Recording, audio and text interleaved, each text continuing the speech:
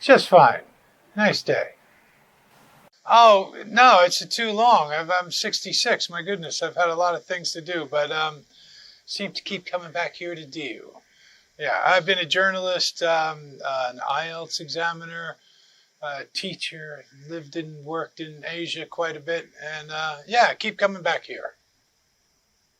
My name is David Duckett, and I'm from USA, born in New York, grew up in New Jersey.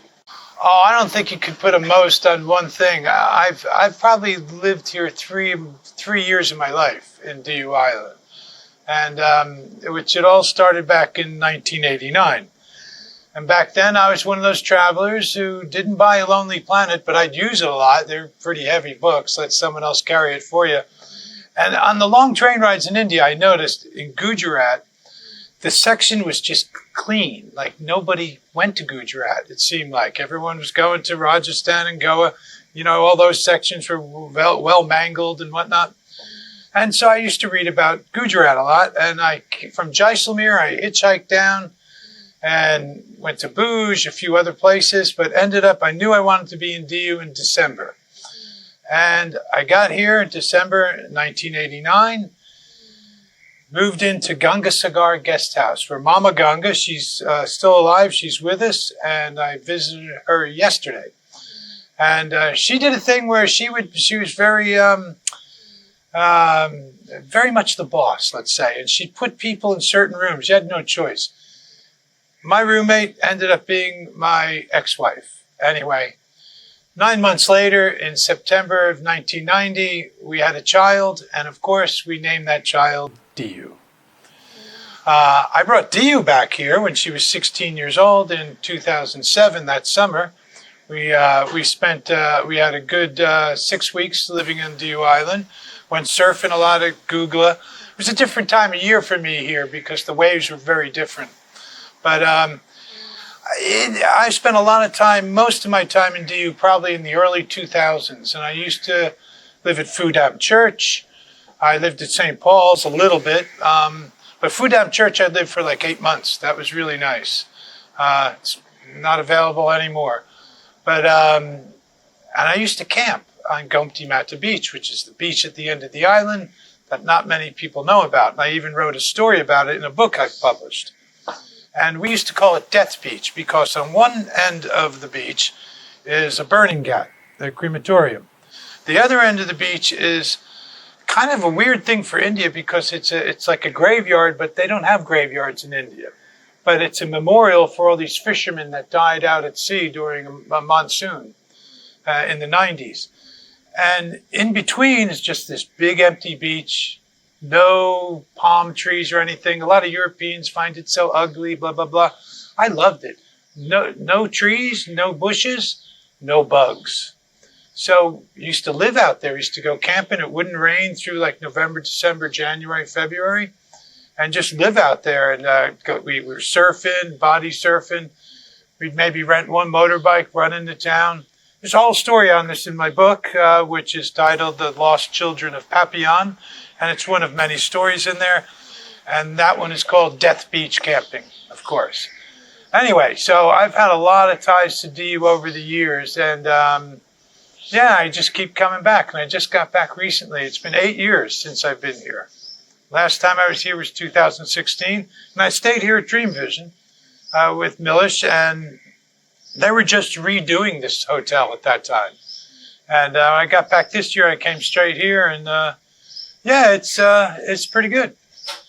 Well, the vibe at Diu was always a place where, I don't know, I remember people used to, maybe not as much anymore because the people have died out, but people used to be able to speak Portuguese here.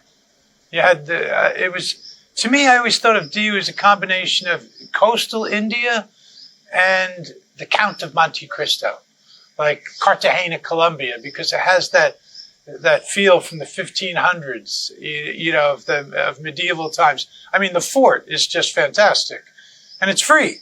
You can go anytime you want. It's a beautiful old fort. The Panicote is very unique.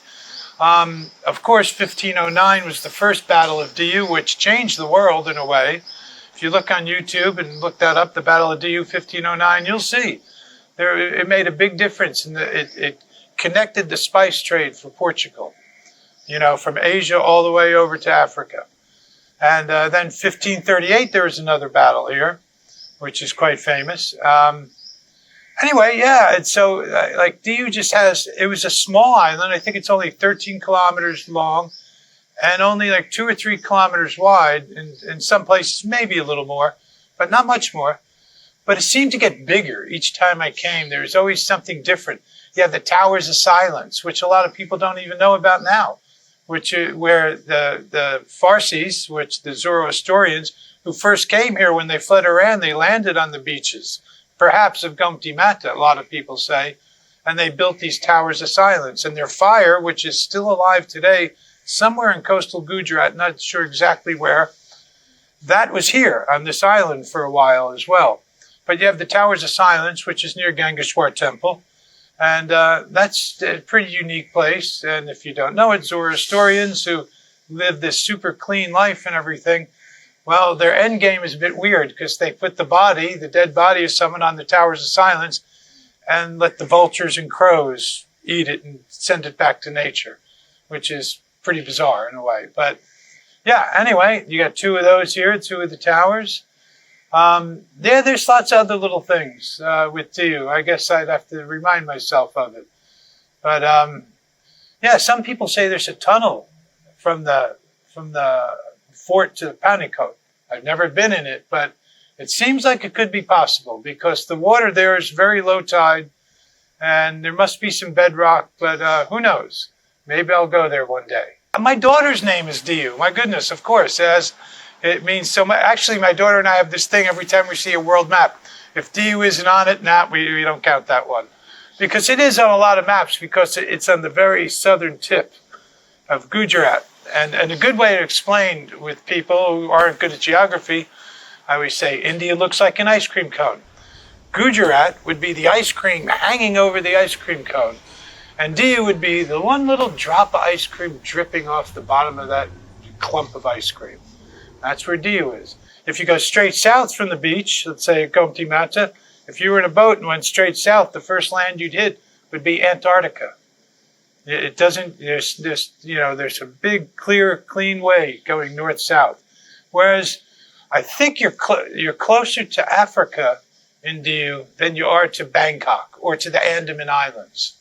So you're kind of far east, far west. You're close to the Horn of Africa and all these places like that.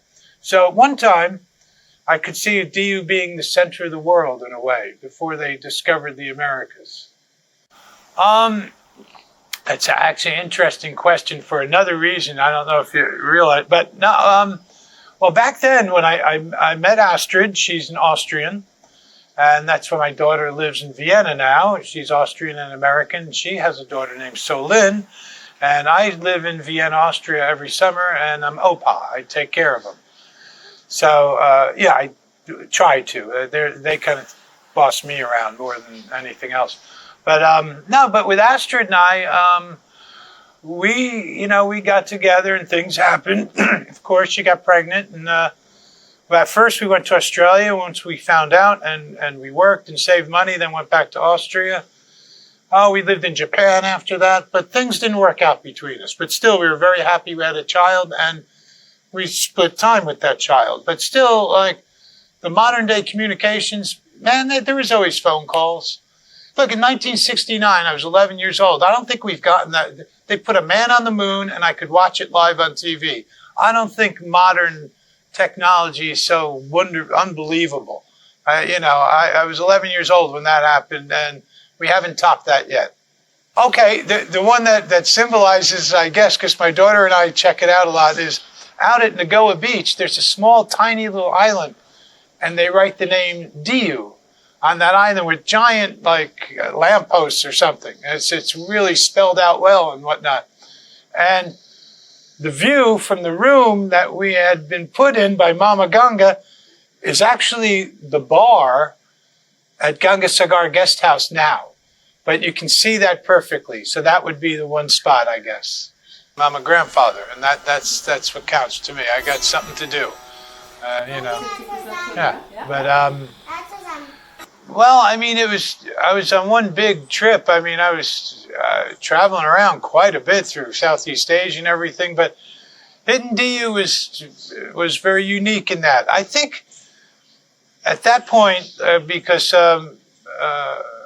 Astrid, the mother of my child, my ex, we left DU somewhere in mid-December and went down towards Goa and then to Chennai, then up to Puri, and then over to Southeast Asia. But yeah, I think more of my connection with DU than anything is more the later years when I rediscovered it many times. Because back in 1989, the one place foreigners went to was DreamVision Guest House. Like everybody was kind of shuttled out there. And it was the only thing out there too. And like Pete, they weren't renting, no one was renting motorbikes or anything like that. It was just one bus a day. And we just walked to the Gumti Mata Beach maybe. But yeah, DU started coming into its own later in the early 2000s. You had St. Paul's, the church where that was a hostel. Maybe still is. I'm not sure. It's hard to get to it at the moment. They got construction in that area. But I stayed in Fudam Church for a long time. You know, that was really good. I've stayed in so many places here. Well, DreamVision's now my home, though. And I think DreamVision is the only foreigner place at the moment. It has ebbs and flows with foreigners coming to DU. And right now it's, I think post-COVID, a lot more Indians are traveling. And that kind of, I don't know, washes out some of you don't see the foreign tourists as easily or as much. DU's the old, you know, it's a colonial past. I love history, and DU's filled with it. So that really goes along with me. As for the landscape, I love things that barely work. You know, I like to fix things and use things until they just completely are finished. And I love that with some of the, like, you look at the Havelis here in DU and some of the other places, they're hanging in there. You look at the big wall that cuts across town, and now you can walk it, which is pretty cool. But it goes out to sea, and I remember seeing like little bits and pieces. It looks like a jigsaw puzzle at the end, but they're still hanging in there, and that's how I feel. I've had a long life, and I've